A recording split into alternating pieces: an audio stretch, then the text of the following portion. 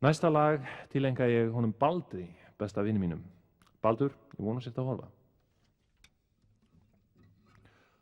Baldur, já Baldur, þú varst besti vinur minn. Þangað til í sumar, já þangað til í sumar.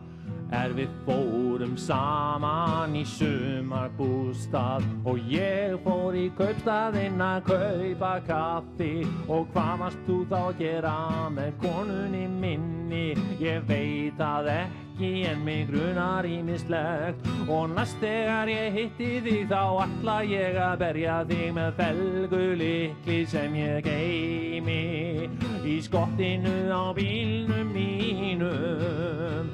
Í skottinu á bílnum mínum.